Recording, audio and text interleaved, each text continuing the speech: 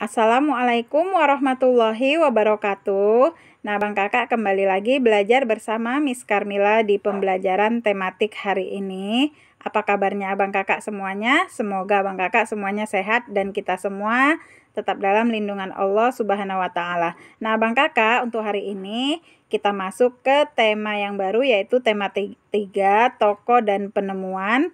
Subtema 1, penemu yang mengubah dunia. Oke, sebelum kita memulai pembelajaran kita, marilah sama-sama kita membaca basmalah dan doa belajar. Bismillahirrahmanirrahim. Rabbi zidni ilma warzuqni fahma wa amalan mutaqabbala. Amin ya rabbal alamin. Semoga pembelajaran kita diberkahi dan diridhoi dan Abang Kakak dimudahkan dalam memahami materi yang disampaikan. Nah, tujuan pembelajaran kita hari ini yang pertama, siswa mampu menyebutkan informasi penting dari teks eksplanasi yang dibaca tentang penemu yang mengubah dunia dengan mandiri. Kedua, siswa mampu mengidentifikasi komponen-komponen listrik dan fungsinya dalam rangkaian listrik sederhana dengan tepat. Ketiga, siswa mampu mengidentifikasi perubahan sosial budaya dalam kehidupan masyarakat atas ditemukannya listrik dengan tepat. 4. Siswa mampu mengidentifikasi contoh hak dan manfaatnya dalam kehidupan sehari-hari dengan benar. 5. Siswa mampu mengidentifikasi berbagai contoh interval nada dengan benar. 6. Siswa mampu mengidentifikasi rangkaian seri dan pemanfaatannya dalam kehidupan sehari-hari dengan lengkap. 7. Siswa mampu menyebutkan informasi penting dari teks eksplanasi yang dibaca tentang penemu yang mengubah dunia dengan sistematis. 8. Siswa mampu menjelaskan pentingnya bertanggung jawab atas hak yang didapat secara rinci. 9. Siswa mampu mengidentifikasi perubahan sosial budaya dalam kehidupan masyarakat setelah ditemukannya bola lampu dengan benar. Itu tujuan pembelajaran kita hari ini. Nah, Abang Kakak, lihatlah di lingkunganmu di malam hari. Cahaya lampu bersinar menerangi jalan, sekolah, dan rumah kita. Listrik telah mengubah wajah dunia. Tahukah kamu siapa tokoh yang berhasil menemukan mesin pembangkit listrik dan bagaimana lampu-lampu di rumah dapat menyala? Nah, oke, sekarang kita pelajari ya. Listrik pengubah wajah dunia. Listrik telah membawa banyak perubahan dalam kehidupan masyarakat di dunia. Michael Faraday adalah tokoh penemu arus listrik. Faraday lahir pada tahun 1791 di Newington, Inggris. Ia berasal dari keluarga miskin dan hanya sebentar merasakan pendidikan di sekolah. Dengan perjuangan keras dan semangat pantang menyerah, ia akhirnya berhasil membuat alat sederhana pertama yang dapat menghasilkan gelombang elektromagnetik. Tahukah kamu bagaimana perjalanan arus listrik hingga sampai ke rumahmu? Nah, jadi Abang Kakak ya, penemu listrik ya, arus listrik itu adalah Michael Faraday ya. Dia yang pertama kali menemukan arus listrik yang berkebangsaan Inggris. Nah, jadi bagaimana perjalanan arus listrik hingga sampai ke rumah kita? Mari kita pelajari. Nah, arus listrik adalah gelombang elektromagnetik, yaitu gelombang yang dapat merambat meski tidak ada media perantara. Gelombang elektromagnetik terbentuk dari hasil perubahan medan magnet dan medan listrik yang terjadi terus-menerus. Proses tersebut kemudian memicu terjadinya arus yang kemudian kita kenal sebagai arus listrik. Arus listrik dihasilkan oleh generator raksasa pada pusat pembangkit listrik. Arus listrik tersebut disalurkan melalui jaringan listrik tegangan tinggi berupa jaringan kabel pada menara-menara tinggi yang menuju ke gardu-gardu penerima di berbagai daerah. Dari gardu-gardu penerima, arus listrik kemudian disalurkan ke rumah penduduk dan berbagai tempat yang memerlukan. Arus listrik yang diterima di rumah kemudian disalurkan melalui rangkaian kabel listrik di dalam rumah. Rangkaian kabel tersebut umumnya berada di atap untuk tempat dudukan lampu atau di dinding rumah untuk saklar dan colokan listrik tempat menghubungkan beragam peralatan elektronik seperti televisi, kipas angin, dan kulkas. Nah, perhatikan ya di gambar ini. Nah, ini adalah gambar ya, proses penyaluran arus listrik ya. Jadi dari gardu-gardu ini ya. Nah, kemudian baru disalurkan ke rumah-rumah ya penduduk.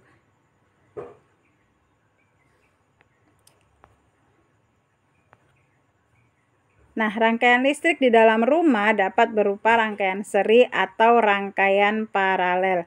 Rangkaian seri dan rangkaian paralel merupakan jenis-jenis rangkaian yang dipakai untuk menyambungkan dua ataupun lebih komponen listrik sehingga menjadi satu kesatuan utuh. Bila dilihat dari cara penyusunannya, rangkaian seri disusun dengan cara bersambung atau sejajar dan rangkaian paralel disusun berderet. Nah, perhatikan. Nah, ini adalah rangkaian listrik yang disusun secara seri ya. Kemudian, nah ini disusun secara paralel. Jadi, kalau rangkaian seri tadi ya, itu disusun secara bersambung atau sejajar. Nah, contohnya ya ini pada bola lampu ini disusun secara bersambung apabila kabel ini ya kita putuskan. Nah, ini maka lampu tersebut kedua-duanya tidak akan menyala ya. Nah, apabila disambungkan maka dia keduanya menyala. Berbeda dengan rangkaian paralel ini kan disusun secara berderet yang memiliki kabel masing-masing. Jadi lampu ya apabila kedua-duanya ini tersambung maka kedua-dua menyala, dan apabila salah satu yang terputus, nah maka yang akan hidup itu hanya satu saja gitu dan satu yang mati ya, berbeda dengan rangkaian seri. Nah, contoh rangkaian seri dalam kehidupan sehari-hari itu adalah lampu senter ya, lampu senter. Nah, itu disusun secara seri. Nah, rangkaian yang disusun seri pada lampu senter adalah baterainya ya Bang Kakak, karena hanya terdapat satu lampu pada senter. Hal tersebut yang menyebabkan lampu senter menyala sangat terang namun baterainya cepat habis. Nah, betapa penting peranan listrik bagi kehidupan manusia. Tanpa listrik tentunya kita akan mendapatkan banyak kesulitan dalam mengerjakan aktivitas sehari-hari. Namun demikian kita juga harus tetap bijaksana menggunakan listrik dalam kehidupan sehari-hari ya. Jadi kita dengan menghemat penggunaan listrik. Jadi menggunakan listrik itu sesuai dengan kebutuhan. Misalnya pada siang hari ketika terang ya. Nah, kita tidak perlu menghidupkan lampu ya. Terus begitu juga dengan alat-alat elektronik yang tersambung ke listrik seperti kipas angin. Nah, apabila cuaca dingin, nah kita tidak perlu menghidupkan kipas angin atau AC. Jadi dalam menggunakan listrik kita juga harus menghemat dan harus bijaksana ya Abang Kakak. Nah, manfaat listrik. Nah, banyak sekali manfaat listrik bagi kehidupan manusia ya. Misalnya mempermudah pekerjaan manusia ya. Jadi dalam mengerjakan pekerjaan kita sehari-hari ya, kalau tidak ada listrik ya banyak yang kita lakukan itu kan masih secara tradisional gitu ya, tapi dengan manual. Nah, dengan adanya listrik banyak pekerjaan yang lebih mudah diselesaikan. Misalnya dalam memasak ya, kalau kita tidak menggunakan listrik, kita masaknya menggunakan kompor gitu ya, kita harus tungguin sampai matang, nanti setelah itu baru kita matikan. Nah, kalau dengan adanya kita menggunakan rice cooker, nah kita bisa masak, kita tinggal ya. Nah, nanti nasinya sudah matang. Itu banyak juga pekerjaan yang lain kita, misalnya dalam hal menggiling bumbu, kayak kalau kita tidak menggunakan listrik kan kita menggiling secara manual ya, menggunakan batu gilingan. Nah, dengan adanya listrik kita bisa menggunakan blender. Nah, kemudian listrik juga sebagai sumber energi, kemudian sebagai penerangan, penghasil gerak, dan penghasil panas. Jadi banyak sekali manfaat listrik bagi kehidupan manusia. Nah, kita lanjutkan ke hak dalam kehidupan sehari-hari. Nah, Bang Kakak perhatikan pada gambar berikut ini. Nah, di sini ada beberapa gambar. Apakah anak-anak tersebut sudah mendapatkan haknya? Nah, pada gambar 1 kita perhatikan. Nah, apakah dia sudah mendapatkan haknya untuk memperoleh pendidikan?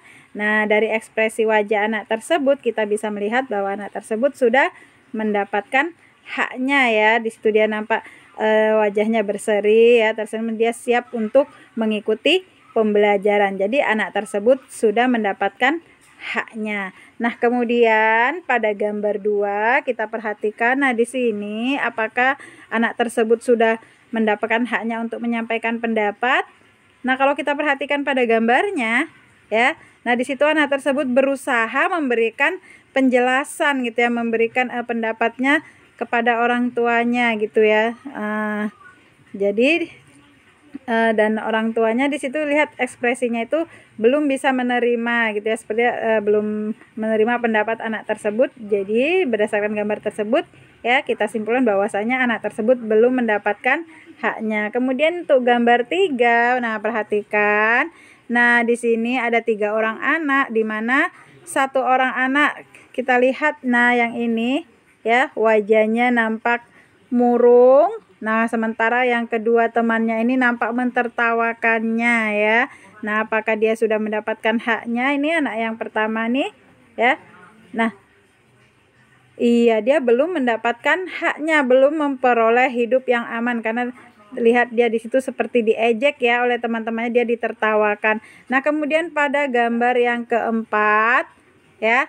Nah, apakah dia sudah mendapatkan haknya untuk memperoleh kasih sayang? Nah, berdasarkan gambar tersebut kita bisa lihat di situ ya, seorang anak dia sedang belajar, sementara kedua orang tuanya ya, ayahnya fokus pada televisi dan ibunya sedang memegang ponsel ya. Jadi anak tersebut belum mendapatkan haknya ya, dia harusnya kan ditemani ya belajar oleh kedua orang tuanya, didampingi ya. Namun di sini dia terlihat dia belajar sendiri. Nah, hak merupakan sesuatu yang kita peroleh di dalam keluarga, sekolah, masyarakat, dan lingkungan lainnya. Jadi hak itu adalah sesuatu yang mutlak harus kita terima ya.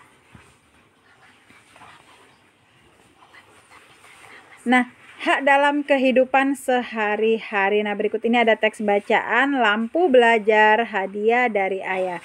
Nah, setiap malam hari pukul 19 sampai 20, Siti dan adiknya selalu belajar. Mereka belajar dengan menggunakan lampu belajar. Lampu belajar itu adalah hadiah dari ayah 6 bulan yang lalu. Ayah memberikan lampu belajar kepada Siti dan adiknya supaya mereka giat belajar. Siti selalu menjaga lampu belajar miliknya. Ia mematikan ketika sudah selesai digunakan. Ia juga membersihkannya jika kotor. Sampai saat ini, lampu belajar Siti masih dapat digunakan dengan baik. Siti terlihat nyaman saat belajar. Berbeda dengan adik Siti yang selalu mengeluh ketika belajar. Lampu belajarnya rusak. Lampu belajarnya rusak karena sering tidak dimatikan. Terlihat juga banyak kotoran yang menempel karena jarang dibersihkan. Ayah berpesan kepada Siti dan adiknya untuk merawat barang-barang mereka. Barang-barang yang dirawat dengan baik tidak mudah rusak. Hal ini membuat barang-barang tersebut dapat dimanfaatkan dalam waktu yang lama. Nah, abang kakak ya di sini Siti ya dan adiknya, nah di mana mereka sama-sama diberikan lampu belajar oleh ayahnya. Nah, Siti selalu merawatnya, kemudian ketika sudah tidak dipakai ia mematikannya dan rajin membersihkannya, sementara adiknya jarang mematikannya dan jarang membersihkannya. Akibatnya ya punya Siti lebih tahan lama ya, dia jadi merasa nyaman ketika belajar, dan adiknya lampunya sudah rusak dan dia sering mengeluh. Nah, abang kakak ya, ingat ya, jika kamu sudah mendapatkan hak, maka kamu harus bertanggung jawab dengan apa yang telah kamu dapatkan ya. Hak yang kita peroleh, nah itu harus kita barengi dengan kewajiban ya. Jadi antara hak dan kewajiban itu harus seimbang. Ketika kita diberikan hak kita, maka kita laksanakan kewajiban kita ya, harus seimbang dalam pelaksanaannya.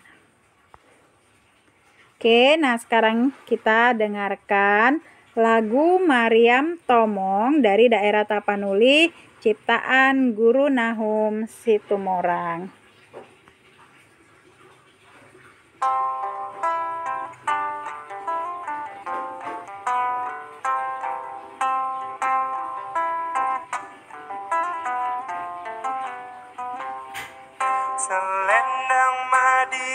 ginjang kain panjang maditor pangeol ni konting masong ondeng kemamangon lu Mariam tomong dainang sinapang masin Mariam tomong dainang sinapang masin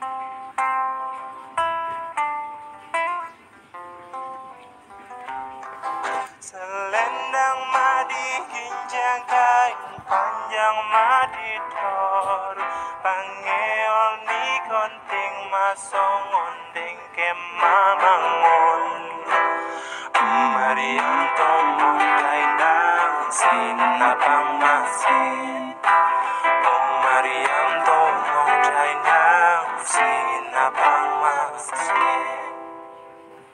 Oke, nah itu tadi lagu Mariam Tomong dari Tapanuli ciptaan Guru Nahum Situmorang. Nah sekarang kita akan belajar ya berlatih menyanyikan solmisasi tangga nada berikut ini. Do, re, mi, fa, sol, la, ti, do.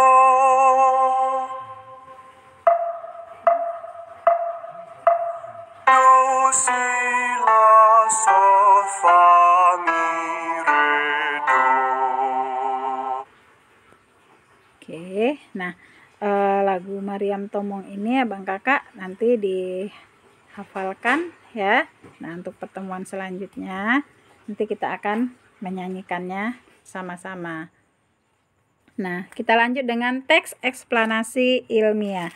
Teks eksplanasi ilmiah adalah teks eksplanasi yang menerangkan suatu proses yang bersifat ilmu pengetahuan alam seperti gejala alam, terjadinya pelangi, proses arus listrik, dan sebagainya. Teks eksplanasi berfungsi untuk memberikan penjelasan kepada pembaca tentang proses terjadinya sesuatu dan disusun menurut prinsip sebab akibat. Teks eksplanasi terdiri atas pernyataan umum atau pembukaan, deretan penjelas atau isi, dan penutup atau kesimpulan. Bagian pernyataan umum berisi informasi singkat tentang apa yang akan dibicarakan atau diinformasikan. Bagian deretan penjelas berisi urutan uraian atau penjelasan tentang proses dari peristiwa yang terjadi dan dijelaskan secara bertahap atau berurutan. Bagian penutup adalah kesimpulan yang berisi interpretasi atau pendapat singkat penulis tentang topik yang dijelaskan. Nah, itulah teks eksplanasi ya. Jadi teks eksplanasi itu menerangkan proses yang bersifat ilmu pengetahuan, contohnya gejala alam ya. Itu ya contohnya gejala alam terjadinya pelangi dan proses arus listrik ya. Jadi berisikan ya pernyataan umum, kemudian penjelasan dan kesimpulan. Nah, rancangan lampu seri sederhana berikut ini ya, ada gambar rangkaian seri ya. Jadi ingat ya bahwasanya rangkaian seri tadi rangkaiannya itu disusun secara bersambung atau berurutan ya. Nah, dalam melakukan percobaan pekerjaan kita harus memiliki panduan keselamatan. Nah, yang pertama pastikan semua bahan dalam kondisi baik ya, seperti baterainya itu tidak berkarat atau bocor. Nah, kemudian pastikan tangan kita bersih dan kering saat melakukan percobaan ya. Nah, karena kan ini kita akan melakukan percobaan rangkaian listrik ya, jadi tangannya harus bersih dan kering, tidak boleh basah ya. Nah, kemudian berhati-hati saat menggunakan benda tajam seperti gunting. Kemudian gunakanlah alat dan bahan dengan semestinya. Ya, jadi dalam melakukan percobaan tersebut kita harus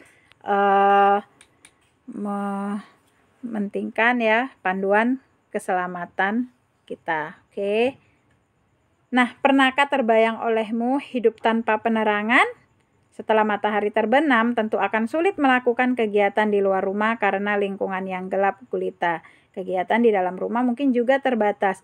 Kita patut mensyukuri salah satu penemuan besar yang mengubah dunia ya. Jadi dengan ditemukannya arus listrik, kemudian ditemukannya bola lampu, nah itu banyak sekali memberikan manfaat kepada manusia dalam kehidupan. Jadi kita harus banyak-banyak bersyukur Allah telah menciptakan manusia ya, diberikan akal, kemudian diberikan kepintaran, sehingga dengan akal dan kepintaran tersebut manusia bisa menemukan hal-hal baru yang memberikan manfaat untuk orang-orang banyak ya.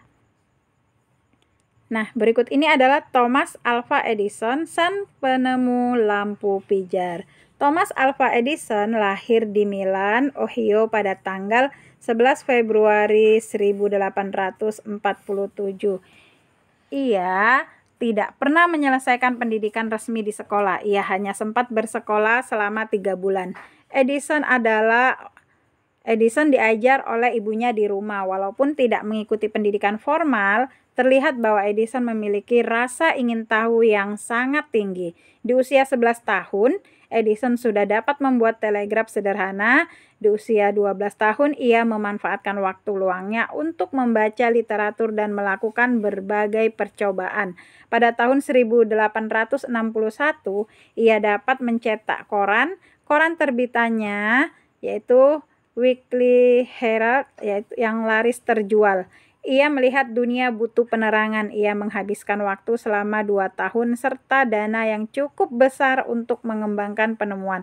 Melalui kerja kerasnya pada tanggal 21 Oktober 1879, lahir lampu pijar listrik pertama yang dapat menyala selama 40 jam.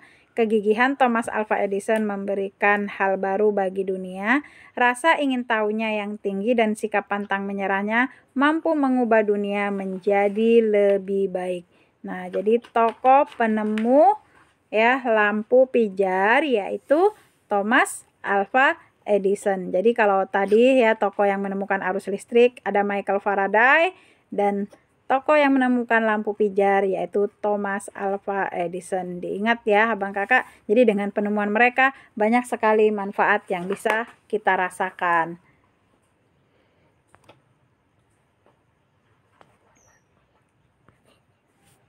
Nah, dampak penemuan Thomas Alva Edison ya, pengaruh bola lampu bagi kehidupan masyarakat. Yang pertama, jalan raya menjadi terang. Nah, kalau kita lihat di jalan raya ya, banyak lampu-lampu jalan yang menerangi jalan. Nah, jadi dengan adanya bola lampu tersebut, jalan menjadi lebih terang. Kemudian keamanan lingkungan lebih terjamin. Ya, masyarakat dapat membuka tokonya atau berjualan hingga malam hari. Kemudian pertunjukan suatu acara bisa dilakukan malam hari tanpa hambatan penerangan.